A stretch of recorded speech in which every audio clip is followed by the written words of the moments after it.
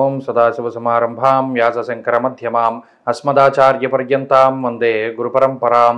జ్యోతిషశాస్త్రాన్ని భావితరాల వారికి ప్రసాదించిన ఋషుల యొక్క పాదపద్మాలకి నమస్కారం చేసుకుంటూ, అలాగే నాకు ఈ జ్యోతిష విద్యను నేర్పిన గురువర్యులు జ్యోతిష బ్రహ్మ కీర్తిశేషులు శ్రీ ఏరంకి సూర్యనారాయణమూర్తి గారు, సూర్యశ్రీ దైవజ్ఞ గారి యొక్క పాదపద్మాలకి నమస్కారం చేసుకుంటూ, ఓం శ్రీ మహాగణాధిపతి నమః, శ్రీ గురుభ్యో నమః, హరి ఓం. వీక్షకులందరికీ నమస్కారం. తులారాశి వారికి ఈ వారం సానుకూలమైనటువంటి గ్రహస్థితి గోచరిస్తూ ఉన్నది.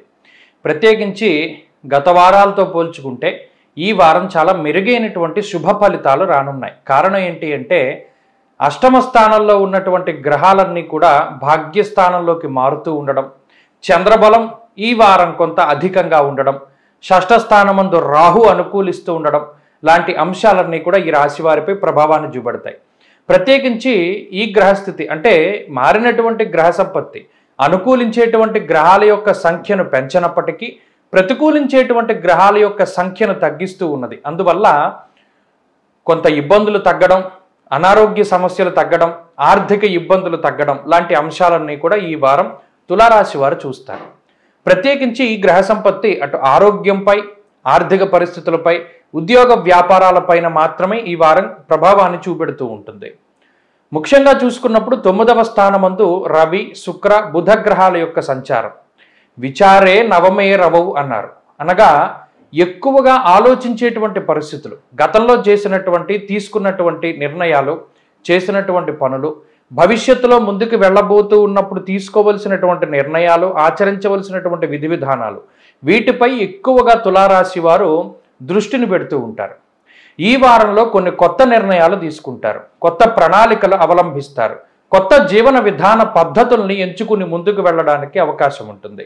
అయితే ఇదంతా కూడా, ఈ మార్పు అంతా కూడా వీరికి అనుకూలమైనటువంటి ఫలితాలకే దారితీస్తూ ఉన్నది.